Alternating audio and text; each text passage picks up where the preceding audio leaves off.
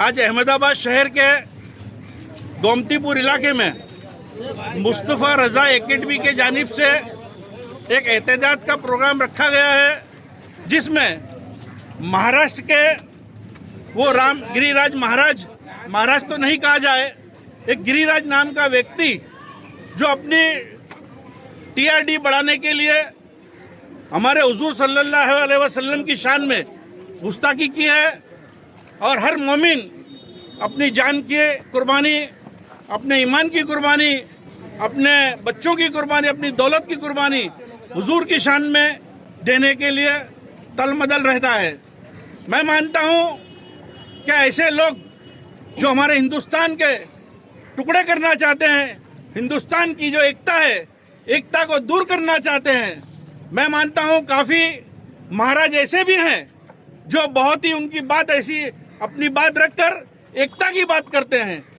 एक कायदा पसार किया है जो हेड स्पीच देता है, उसके लिए चंद्रचूड़ साहब जिन्होंने 2023 का एक जो कायदा आइन जो पास किया है, जिसके अंदर नवे कायदे के मुताबिक 103, 153 ए, 295, 299 ये कलम के अंदर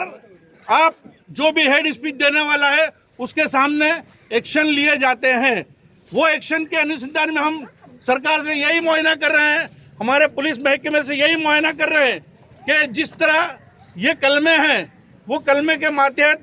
फरियाद दाखिल की जाए। हम अभी मिलेंगे हमारे पुलिस इंस्पेक्टर साहब से, हम रजूआत करेंगे कि भाई हमारी न्यायिक, हम भारत देश के बंधारण में मानने वाले लोग हैं,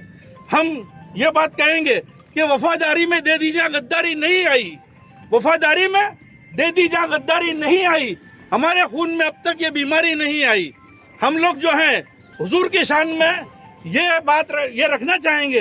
कि हम बंधारण के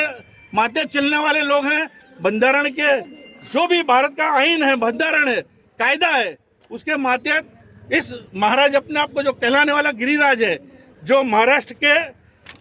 छत्रपति शिवाजी नगर के अहमदनगर का है, उसके सामने सख्त में सख्त कलमे से ये जो मैंने कहा, इस कलमे के मातहत फरियाद दाखिल की जाए और जिस तरह देश के अंदर अलग अलग अपने आप को महाराज बताकर जो देश के विभाजन करने की कोशिश कर रहे हैं, ऐसे लोगों को पकड़कर उनके सामने सख्त कार्रवाई की जाए, यही हमारी मांग रही। मैं रफ़ीकुल मसीन नक्शबंदी की जो गुस्ताखे रसूल पढ़ते हैं, शायद जिन लोगों की बारगाहों में, जिन लोगों के दरबारों में भीड़ नहीं होती, वो अपनी भीड़ों को जमा करने के लिए इस्लाम का सहारा लेता है। जिन भेड़ियों को कोई नहीं जानता, वो अपने आप को शेर दिखाकर अपनी तरफ लोगों को बढ़ाने के लिए या अपनी तरफ मुड़ाने के लिए ये कुत्तागिरी की जाती है इन लोगों की तरफ से, ताकि दुनिया इन्हें पहचाने। कल तक इस सुअर को कोई जानता नहीं था, लेकिन आज देखें ना, हिंदुस्तान में खित्ते खित्ते में जगह जगह पर इसे लोग जानने लगे, क्योंकि इसने इस्लाम के ताल्लुक़ से कुछ कहा है। आज किसी को भी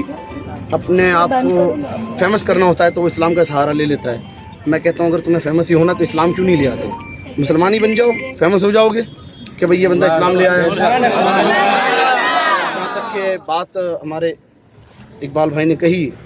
कि भाई कानून बना हुआ है, इस लिहाज से अगर हुकूमत तरह तरह के बिल पास करवाती है, तरह तरह के कानून बनाती है, तो चाहिए कि हुकूमत भी एक कानून ऐसा बना दे कि भाई कोई इस्लाम के पैगम्बर इस्लाम मोहम्मद रसूलुल्लाह सल्लल्लाहु अलैहि वसल्लम के ताल्लुक़ से अगर कोई कुत्तापनी करता है, कोई भौंकता है,